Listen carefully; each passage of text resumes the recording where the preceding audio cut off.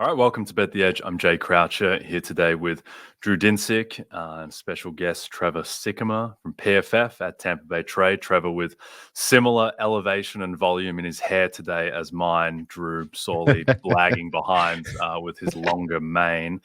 Today with Trevor, we're going to talk about the Vikings, both LA teams, and close out by talking about the rookie quarterbacks. Let's start off, Trevor, with the exercise ghosts in MetLife Stadium. Sam Darnold, an 88 PFF grade against the New York Giants. Do you think that game was more about the quality of the Vikings, the lack of quality of the Giants? And where do you see the Vikings headed now? Yeah, obviously, I think both of those things are at play, but I don't mean for, the Giants to not play well to take anything away from Sam Darnold. I mean, he was extremely confident in this game, and I think that's what's most important. So, you talk about something moving forward. To me, look, it's week one. You don't want to overreact too much. We've got to see it for a little bit longer of a time than just one game. But I'd feel confident about Sam Darnold moving forward. This is a really good football team. And, even with JJ McCarthy, going down and for as much change as it felt like there was with Minnesota and Kirk Cousins just not coming back, I felt like this was still a team that was going to play spoiler a lot this season. I felt like, 500, it's going to be tough for them to do overall, but I think the defense played certainly really well against an opponent that they should have played certainly very well against in Daniel Jones. But what impressed me the most with the Minnesota Vikings is specifically their offensive line. Really, really good. And the Giants have been a little bit disappointing in their defensive line. Dexter Lawrence ends up getting an elite PFF grade this past week, but absolutely shut down Brian Burns and Kayvon Thibodeau. So, I mean, it's just all around. It was a really good performance for an offensive line that I think is one of the more underrated ones in the NFL. And I feel like that's going to be pretty stable all year long. So to think that Sam gets to play behind that offensive line with a pretty good run game and Aaron Jones, who played well in his first game there too, I think that this is something that you can look forward to moving forward. Yeah, I can't add much other than to say that KOC has kind of proven that his system is pretty quarterback friendly. And yeah, it is. If you're going to get at least league average play, or at least league average kind of decision making, which Sam Darnold pretty clearly put on display yesterday, then their offense should definitely be considered for top half. And right now the market's still rating them in kind of the high 20s. The defense also is a real tough one, head scratcher for the Vikings, because the names really don't jump off the page when you look at the depth chart. Andrew Van Ginkel is a local favorite from a lot of the people in the handicapping community because he's always seems to have his nose in there doing wild things. But do you just have a general sense of whether the Vikings defense takeaways from the game against the Giants, or is this kind of another kind of overachieving unit for Brian Flores, or do you think more of the takeaways are about the Giants than the Vikings? For that side of the ball, I would say that it's probably more the Giants and how inept they might be on offense rather than the Vikings. But I still think the Vikings are a solid defense, right? I mean, especially when you look at the changes that they made at edge rusher, offensive or outside linebacker this past offseason. You move on from a guy like Danielle Hunter, who I thought, man, okay, well, this guy's still got a lot left in the tank for what he could do as a sack master. You go get Jonathan Grenard, you draft Dallas Turner, you go get Andrew Van Ginkel. But when you think about what Brian Flores likes to do and how multiple he likes to be, he likes to drop his off-ball linebackers. He likes to drop those edge rushers as well. And so now you have players that allow you to do that more. So I think that there is something to be said with this defensive personnel actually fitting Flores even a little bit better this year. And you mentioned you look at this group on paper and it sort of lacks some star power throughout the defense. And so I'm not sure that they're really going to have, a repeat type of high performance that they had against the Giants, against some of these better teams in the NFL. But it is a unit that I think Brian Flores certainly is going to at least be able to throw different pitches at offenses every single week. And so it's going to be interesting to follow them. But on that side of the ball, like I said, I'd sort of give the credit or blame, whichever one you want to say, to the Giants offense rather than the Vikings defense really stepping up and being a great unit.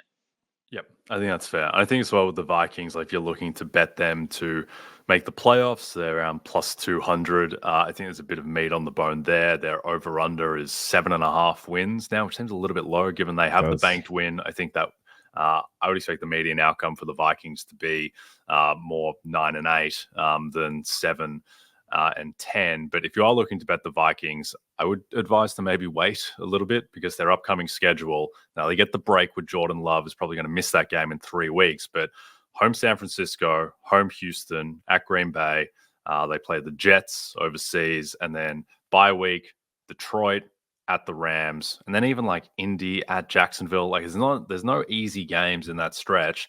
And then it gets easier after that. And they're going to be favored in a lot of games down the stretch. So this is a team that wouldn't be surprised if, they start off 3-4 or whatever, and then surge down the stretch once they get to play the Arizonas, Chicago's of the world, Tennessee, and it gets a little bit easier. Trevor, pivoting to the Chargers, who one of the feel-good stories yesterday, I think, between Jim Harbaugh's first win, Justin Herbert giving some great quotes in press conferences, J.K. Dobbins smiling ear to ear. I don't know why J.K. Dobbins always just loses steam on all of his runs towards the end. He bursts out with the highest speed imaginable. Did it in Baltimore as well, and then just completely just stops. The tank hits 0. But great story for him as well, an early comeback player of the year candidate. With the Chargers, mostly keen to get your thoughts on their defense, which I think was a little maligned coming into the season. Certainly people remember they gave up 1 million points to the Raiders last year. But there is talent on this defense between the D-line with Mack and Bosa and Tuli Tuipulotu and Derwin James, who wasn't great last year, but obviously has pedigree. Samuel Jr. at corner. Do you think this defense is a little bit overlooked, or do you think that they just played Gardner Minshew yesterday? No, I think that there's something to the Chargers playing better, and I think that it starts with their coaching staff and Jim Harbaugh and Jesse Minter, their defensive coordinator, now being in the building. And I think that we saw that a little bit yesterday as well. It's a really highly graded game from Joey Bosa, a really highly graded game from Khalil Mack. We saw that from Poona Ford as well. Derwin James bounced back a little bit from the low grades that we saw from him a lot last year. Played a lot better this past week, and so to me, this just feels like a group that Jim Harbaugh is always going to win in the trenches. Like, he's always going to emphasize the trenches, and I think that we saw that on both the offensive and defensive sides of the football. And any time that you are that stout in those areas of the field, you're going to have a chance. And I think the biggest or most frustrating part with Brandon Staley, when he was there as the head coach, was you looked at this roster on paper and you went, you got good players. Like, you've got talent that's there. You just can't get it done. And I don't really doubt Jim Harbaugh as a coach to be able to get it done with these guys, or to misuse them like it felt like that's what was happening over the last couple of years. So I was really encouraged by how the Chargers were able to play in week 1, and I think it's only going to be a baseline for how they're going to be moving forward. Yeah, and we noted this last night, but if you haven't already, kind of try to digest their schedule a little bit. It's very, very soft. And if this team is just playing well and they're fundamentally well coached, which clearly they were based on what we saw yesterday, then yeah, they're going to be in every games against the elite teams that they play, which are very few. And as the market has kind of adjusted them as 6.5 point chalk at the Panthers on Sunday, pretty clearly people believe in, the upside with this team. I personally came away very impressed with the offense because I hold the Raiders defense in pretty high esteem, and I particularly that defensive line. And this was kind of a bellwether game for the Chargers O-line. And boy, did they pass the test. Oh my goodness gracious. Giving Herbert time, even with a very weak skill position group, I think this Chargers defense has to be at least league average rating wise for offense. What do you think? Yeah, no, I think, again, flipping to the offensive side of the trenches, I think it's going to be a really well-coached unit. And I think that it starts with Rashawn Slater, their left tackle, but the next name that you need to talk about is Joe Alt, their first-round pick from this past draft, because in game 1 in the NFL, he went up against Max Crosby and Christian Wilkins, a total of 19 times combined, with one of those two guys going one-on-one against him. 0 pressures allowed from Joe Alt on both of those players. And so it's sort of the dream, right? I think that everybody talks about it when you get into the draft. If you already have one good offensive tackle on your team, you say, well, why don't we get another good offensive tackle? And then we never have to worry about it for the next, 5, 6, 7, 8 years, whatever it is. And it does not always work out that way. And I think that most of the time it does not work out that way. However, for the Chargers, it certainly could with those two guys that are there. And I think that good offensive line play is why Herbert didn't blow the doors off of the game. I didn't think it was one of his best games that he has played in the NFL or anything like that, but it was good enough for them to win pretty convincingly because of what J.K. Dobbins was able to do behind that offensive line. And then, sure, you look at that receiver room, we talk about, man, the lack of talent there. They've got to get more talent there. It was enough to win. It was enough to score in the 20s for how well they played, because I think, again, it's how well they played up front. So This is a team that is going to be good in both of the trenches. And when that's the case, it's too solid of a team to, like, if we ever see a line with the Chargers that's like crazy, like a team is favored by, 5-6 points, something like that, I feel like I'm going to take the Chargers almost every time, because I just think that they're going to play every single team so close because of how good they are there. Well, not to put you on the spot, but there's a game like that in week 4 against the Chiefs.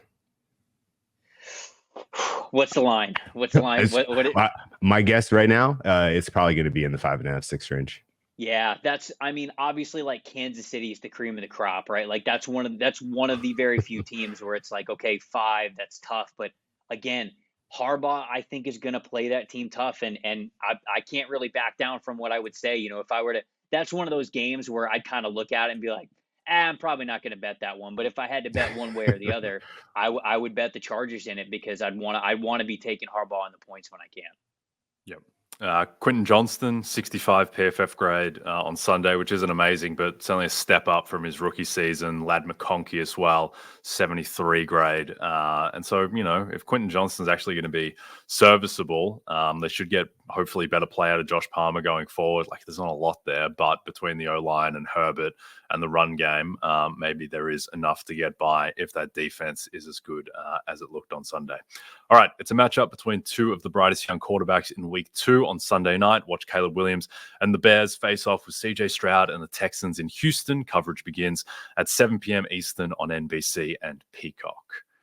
Get your thoughts on Caleb Williams and his suspect opening game in a second, Trevor. But first of all, keen for what you think about the Rams, who had a gut-wrenching loss on Sunday night. Matthew Stafford had moments of brilliance. He also had moments of madness, turnover in the end zone, very nearly threw the game away at the end of regulation as well. And that contributed to pretty mediocre PFF grade overall. But what do you think of the Rams now with just all these injuries, with Puka Nacua, who just before we hopped on here, he's been ruled like week to week with his re-aggravated knee injury, dealing with a lot of injuries, suspensions on the offensive line. Do you think that this O-line is kind of veering back into 2022 territory where it basically sunk the team, or do you think this team is better equipped now? Yeah, I'm not really worried about the skill position players. I never really am with Sean McVay. He can basically take a wide receiver drafted in the 6th round and make him a stud basically like every single year. And we saw that with Nacua, and I don't mean to take anything away from Nacua, but like, we're already seeing flashes from Jordan Whittington, right? Like Tyler Johnson, what we saw from Sunday Night Football. Like, I'm not really worried about it when it comes to the skill position players. I am worried about it with the offensive line, because you end the game last night with only 2 healthy offensive line starters from what you came into the game with. And, it looks like Steve Avila is going to be banged up a little bit. And it's just, at one point, is it just too much to overcome? And I think along the offensive line, that gets tough for even the best offensive coaches to really overcome. So again, not really worried about the skill position injuries. I think McVay and Matthew Stafford are good enough to kind of figure those things out. It's a lot harder to mask new players and switching and injuries within the offensive line. And so that's what's tough, is that group. And I hope that it's not something that really holds back what could be a really good team. But anytime you really struggle in the trenches, that's going to be tough. Yeah, there's pretty interesting line shift here, as we have Cardinals now flipped favorite, hosting the Rams this weekend. This was expected to be in like the Rams -2-ish range. And I think the downgrade to the Rams, Puka is sort of the headline name, but the cluster injury at the offensive line is massive. Yeah. And when I saw the Steve Avila and, MCL sprain, it's like, okay, that's a flashing red siren, because presumably they moved him from, they were going to start him at center this year. They move him to guard because I think they were hoping he could anchor, their running scheme, which was such an enormous part of the Rams offense, sort of kind of rising in the ratings as you went through the end of the 2023 season. And now if they're back to earth where, this is a team that can't go score for score with an elite offense like the Cardinals might have, then it's reasonable to expect them to be road dogs, in a matchup that, otherwise years past has always sort of favored McVay. But I guess the general kind of thought on the Rams path here to, from a betting standpoint, I look at the NFC West as very crowded. Pretty clearly, I think you got a positive signal on Seattle's defense. I think you got, you have a monster in the Niners from a talent standpoint in terms of the roster, and you have a frisky team in the Cardinals. Do you have appetite to get involved with the Rams at price midseason if they continue to scuffle, and if we go through, this first quarter of the season and they just aren't healthy? Like, is this a long-term buy, or, is this the sort of thing that, kind of, pulls the team apart a little bit?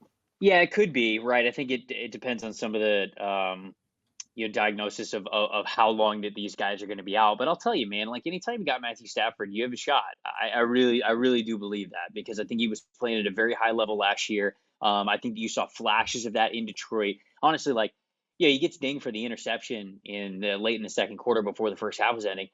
I genuinely don't even know if he knew the defender was there. I don't know if you guys have seen, like, people point this out, like on Twitter, like they're wearing the blue tops, the blue pants, and it's like that defender is truly blending in with the wall behind him. And if you look at the wide angle of that, Stafford throws the ball, and then all of a sudden after the interception happens, like, he puts his arms up. He's like, wait, what? Like, he is so shocked that there was a defender there. And Matthew Stafford's a 15, 16-year vet at this point. Like, it's not like he's just like having these safety or overhang defenders, fooling him at this point in time. So if you take away that interception, I think he got better as the game went on.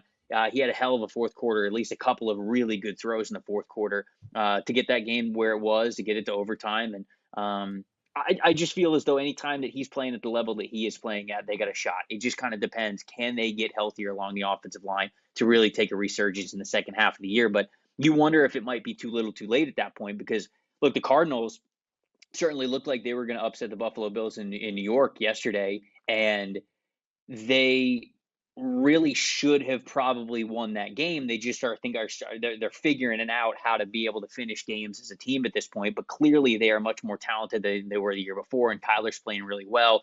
The Seahawks, you mentioned, I think their defense is going to be stout throughout, and then you got the Niners. So it is a division that feels like it could cannibalize itself, but maybe that opens the door for the Rams to be a sneaky sort of like betting team when it comes to the second half of the season. Yeah.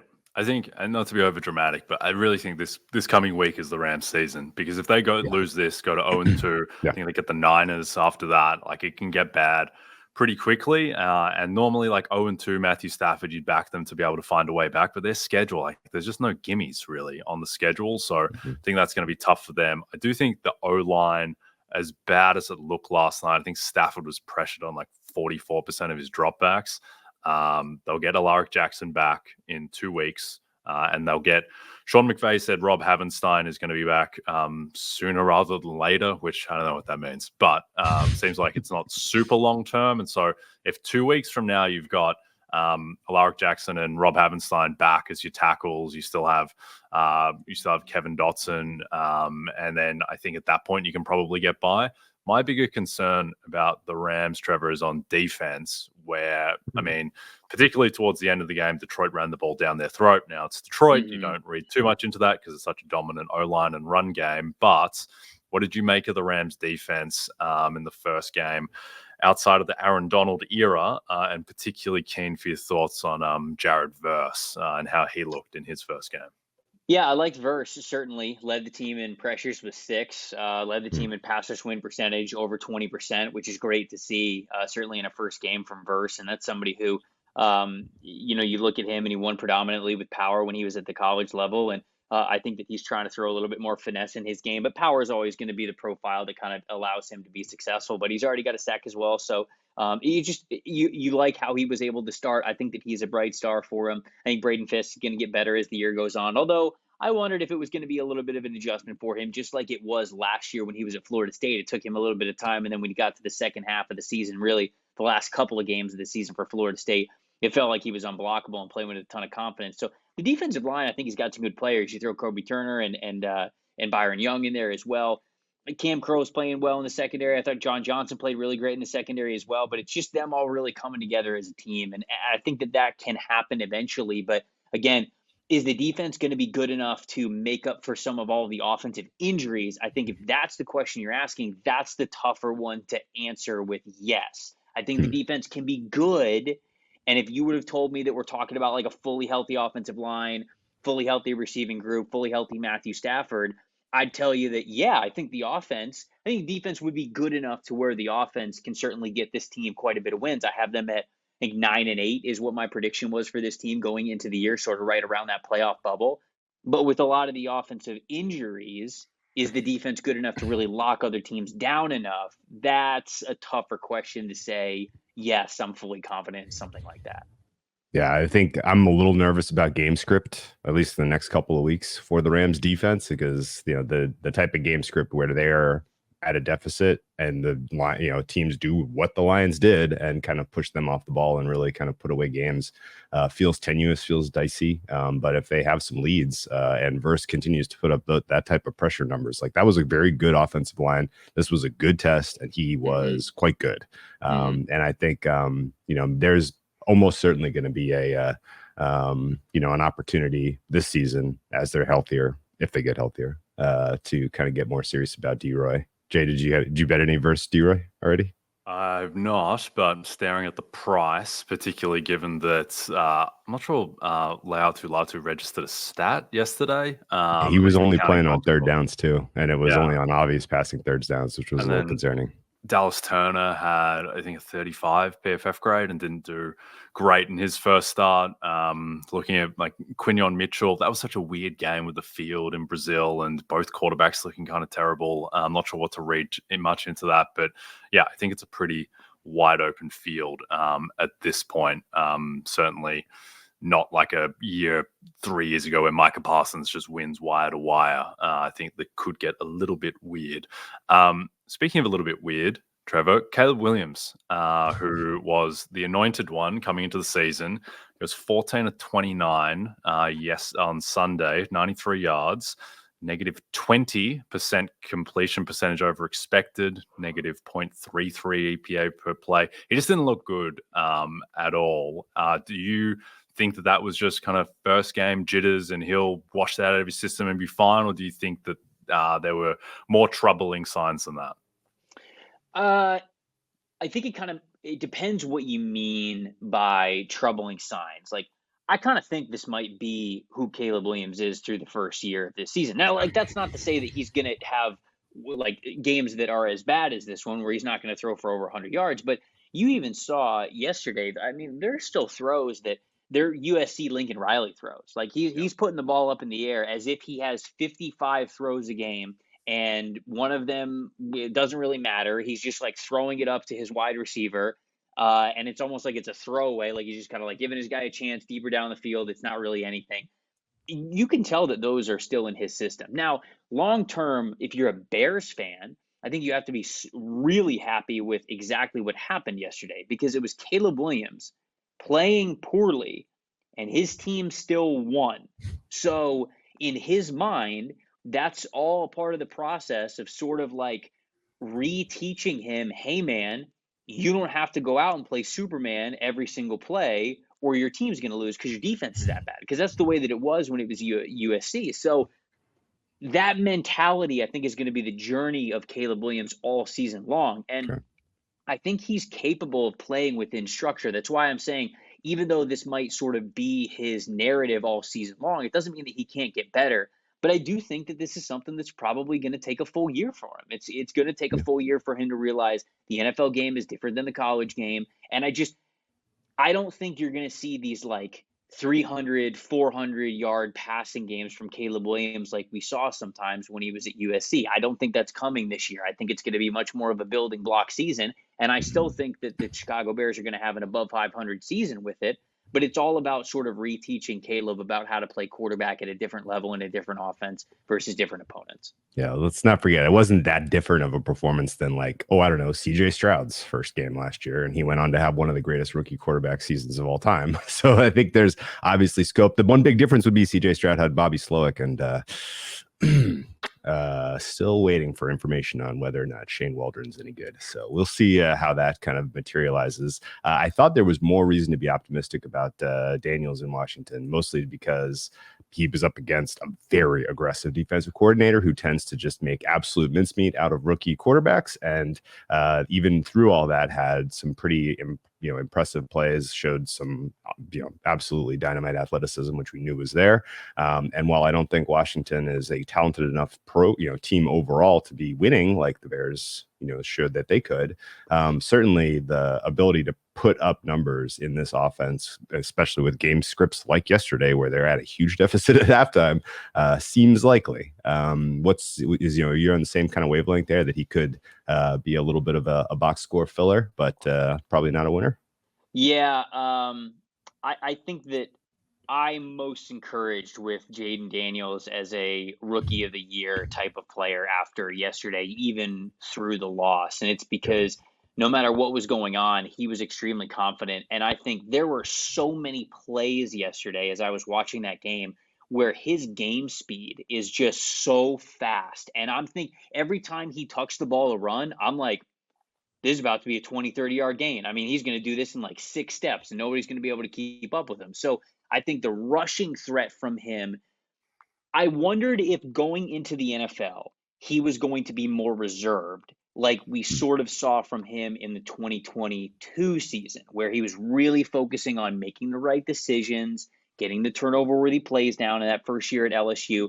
I wondered if he was going to have that same mindset in this first year in the NFL. It doesn't really look like that. Not that he's like putting the ball in harm's way left and right. That's not what I'm trying to say. But he's clearly not holding himself back from making the plays that he believes that he can make. So you get Terry McLaurin a little bit more involved. You hope the offensive line is going to play a little bit better moving forward. And I think we're going to see some monster statistical games from Jayden Daniels at some point throughout this season. I really do.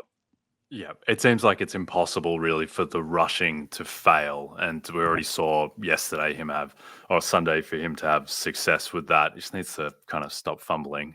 3 yesterday, which is not ideal, but I'm sure he will get better on that front.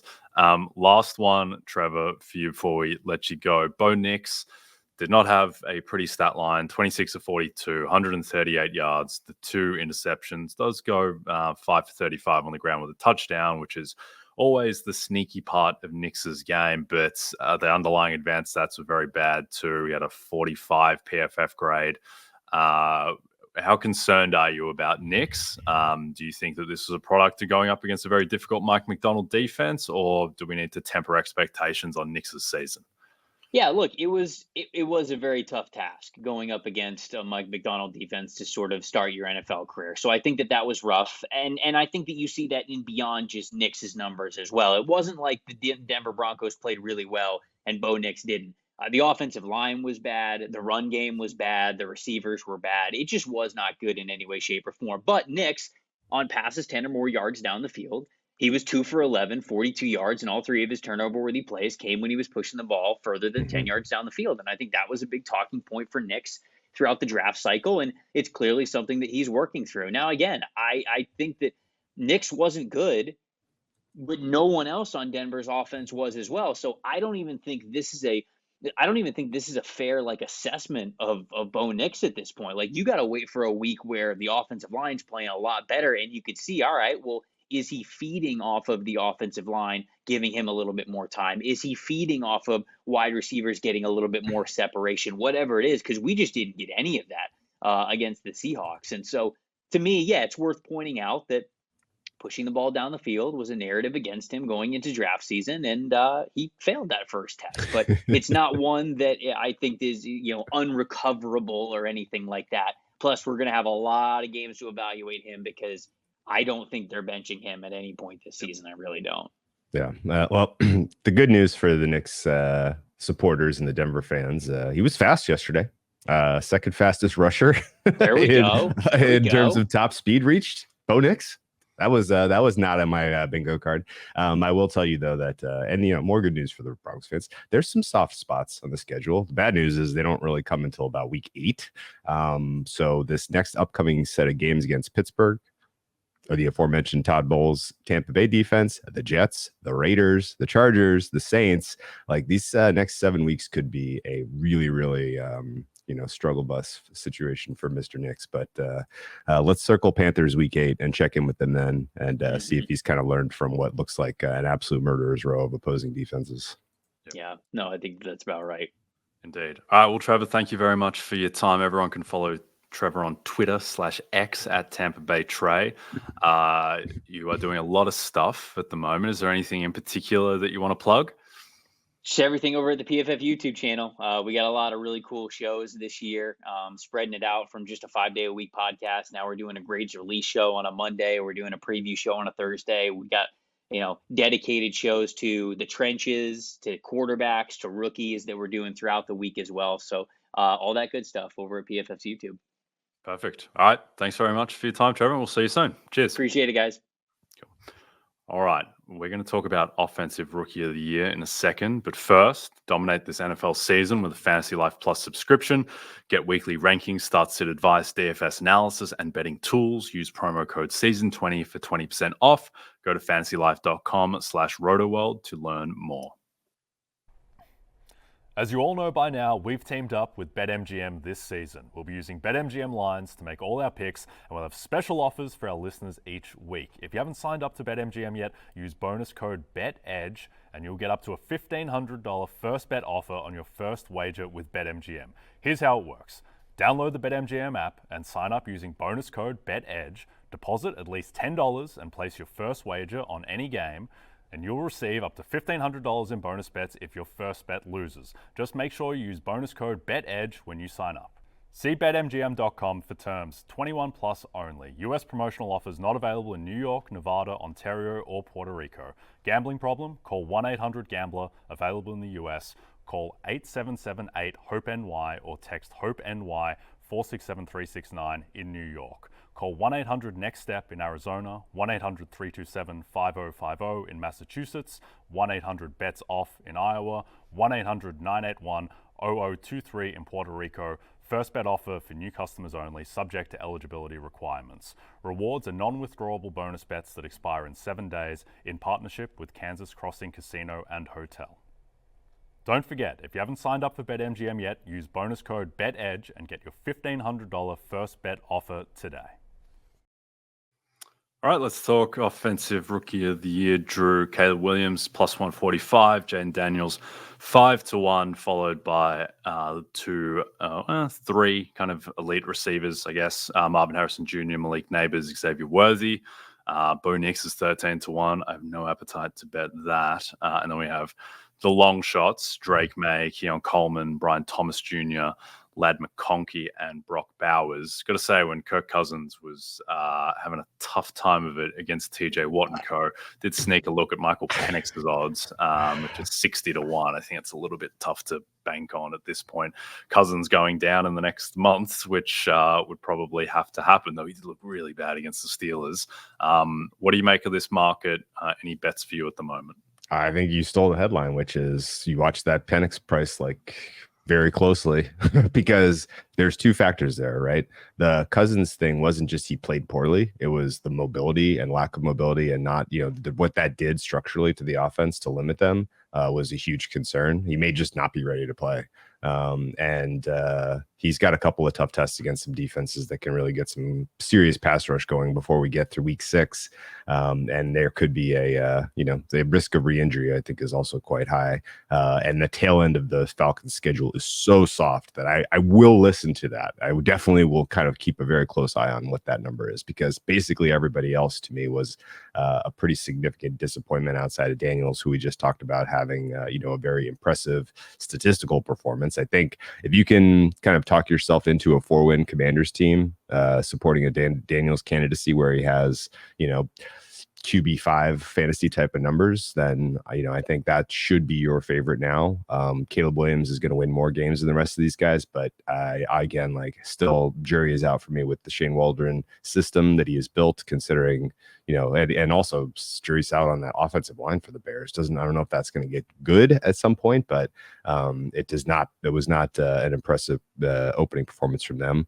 I'm fine drawing a line through Harrison and Neighbors, not just because of sort of the roles in the dysfunctional offenses. All right, role for Harrison, dysfunctional offense for Neighbors, which kind of takes me right straight into that second tier. I think Worthy is a reasonable price at 12-1. I wouldn't play that. I think, what we saw from Coleman in terms of number of targets was encouraging, but he's not a game breaker. Brian Thomas Jr. had the most impressive wide receiver rookie performance, in my opinion. And I think Ladd McConkey is going to be an absolute volume monster as he emerges as wide receiver one in LA. So that's about where I would stop. I'm fine putting a line through Brock Bowers. I'm fine putting a line through A.D. Mitchell. Rome Odunze looks like he's now dealing with an injury on top of a third banana type of role. So I guess my opinion here, maybe the controversial ones are Harrison and Neighbors not really having any interest. What were your takes on those two players? I guess Harrison in particular. Yeah, I don't really understand what happened to Marvin Harrison. I mean, Neighbors, it seems very clear what happened. He was getting open. His stat line wasn't terrible. I think off the top of my head, he went like 5 for 66.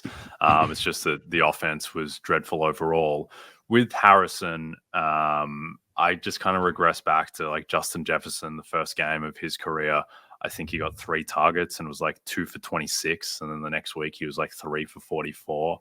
And then ended up by the end of the season having 1,400 yards and 7 touchdowns and would have won Rookie of the Year, the majority of seasons. It's just he went up against an all-world Justin Herbert rookie season to lose. So with Marvin Harrison, everything that, it's not like I was really scouting MHJ super carefully myself at Ohio State, but from everything that I've heard and been told is that he is just the type of prospect who cannot fail at receiver. And so one game, not super concerned about his long-term output. It's just not ideal that he had 1 catch. And I didn't think that was really in the range of, viable outcomes outside of being a super tail outcome, which seemingly hit. I mean, he was set in like the mid 60s for his receiving prop. So I think that he's probably going to be okay. I suspect that he's going to come out and play really well against a Rams secondary that looked pretty mediocre, with Tre'Davious White getting completely cooked by Jameson Williams. Darius Williams is still on IR as well. So I wouldn't put a line through those guys. I think the best thing for us and for bettors is that Caleb Williams continues to look bad, because if he does, then all of a sudden this market just has the potential to get a lot more weird. And if Caleb Williams was just going to look awesome his first start, then this is going to be a pretty boring market, I think. And look, there can be interest and opportunities in markets where there are wire-to-wire fight favorites. You get to load up on Rudy Gobert at minus 500 when he's minus 20,000 fair, all that type of stuff. But this is the more interesting one, where the fact that the 3 starting quarterbacks all looked so meek, that creates a lot of opportunity and weirdness. Like, I thought there was just like no worlds, or very, very few worlds, where Ladd McConkey could win Offensive Rookie of the Year. And I don't think Ladd McConkey is going to win Offensive Rookie of the Year, but now it's at least a possibility that needs to be entertained. Same with these other guys like Brian Thomas Jr., Keon Coleman, who, didn't look amazing, but I mean, he's out there for a ton of snaps, and he could be wide receiver 1 for Josh Allen. And Brock Bowers probably got to draw the line at Brock Bowers, even though his stat line was okay. It's just such a struggle, I think, for that offense. How many games do you think Drake May would need to play to be a legitimate candidate for Offensive Rookie of the Year? I would say if he's not out there starting by week 5, it's going to be pretty difficult. Ultimately, 12. 12 is kind of the bare minimum I could see it. And again, the fact that the Patriots won makes it maybe that much less likely that we'll see him early. And as you look at the Patriots schedule, maybe the only soft opportune time to pull the switcheroo and to drop Drake May into the equation comes way late in the season. And so just an absolutely brutal schedule for the Patriots from wire to wire here. And we'll see if that changes as we kind of learn more about these teams, where obviously our opinions could change. But the late buy for the Patriots is not solid. And just in general, the first time they play a defense that you would say they maybe they're they could feel like they have a favorable matchup might be like week 11 against the Rams. But this is a really tough handicap. And I think I almost would rather kind of follow Penix priced a little bit more closely. And again, like, especially because of the potential risk of re-injury. Yeah. I think the one thing is that, like, there's a lot of scope for Brissett to just get benched because of performance over the next month, which is, I agree, the window that May would need to get in, unless he's like plays 10 games and is all world and leads the Patriots to the playoffs. If it's a weaker field, then that could win, I think, for sure. But for the most part, you probably need Brissett to get benched, be it through injury or performance, in the next 4 weeks. I think there's just no world in which Kirk Cousins gets benched in the next 4 weeks because of performance, right? Just because of the cap situation and the fact that I think if they cut him in the next like 2 seasons, they're cutting him for like 60 million in dead cap. Like, it's just insane. And so I don't think that is really viable. It would have to be him getting hurt. But based on how TJ Watt was gobbling him up on Sunday, Cousins getting hurt is a very real possibility. But even if Cousins went down, like next game, like Penix comes in, it's not like Penix is coming in as like plus 400 in the market straight away. And I think that the chance of Cousins getting hurt, when the chance of Penix winning the award once Cousins does get hurt, like, I think you're better off just waiting and seeing if that does become a reality, and then betting on Penix at that time. It's a little bit difficult because, like, the market is never going to appropriately price Penix for what Cousins' actual injury risk is in the next month. And so the only time to bet Penix would be once Cousins is hurt, and Cousins would have to be hurt for the whole season probably. And so it's going to be pretty difficult, I think, to get a price on Penix, but it is one. Okay. It's an interesting one to track. I'm also kind of eyes wide open that Atlanta might be just bad. Yeah, well, they didn't look good. There are a lot of warning signs there. I mean, they're 6.5-point favorites against an Eagles team that I thought looked pretty mediocre on Friday in Brazil. So it's not great. Drake London did absolutely nothing. Cousins looked terrible. Defense against Justin Fields and co was all right, I guess. Wasn't a disaster, but wasn't super inspiring either. Yeah. Bijan looked amazing. But Bijan might be running uphill. I guess let me actually ask you a very more specific question about the Falcons. It's the next 2 weeks they play the Eagles and the Chiefs. Both are in prime time. There will be a lot of eyeballs on this team, and Cousins is not mobile, not ready to move. Like 0-3, and maybe some performances that really, really spook people who didn't see what happened yesterday. What's the market sentiment on this team, and how does that change any of this? Yeah, I still think that if they are 0-3, the saving grace for them is that their schedule is so insanely easy after that their 0-3 is not like a death sentence for the Atlanta Falcons in 2024, because after that, they go, well, I mean, it's not as easy anymore because the Saints look pretty good and the Bucs look pretty good too. But still, they'll be favored in those games, home against the Saints and the Bucs, then at Carolina, home Seattle, at Tampa, Dallas. Yeah, this looks a little bit harder than it did, at least did like 4 days ago before the season kicked off. I still think that they just can't bench Cousins. Like, they just gave him so much money. They have to play him. They have to play out this season and see how it goes. But yeah, it could get pretty grim. I'd certainly be. I'm not even sure they should be the favorite in their division anymore. After what was served up on the weekend, I think you could even make a case that they're the third best team in their division. Yeah, I think that's very within the range of outcomes. All right. We are done for today. Don't forget to check out NBCSports.com for more information to help you with your wagers.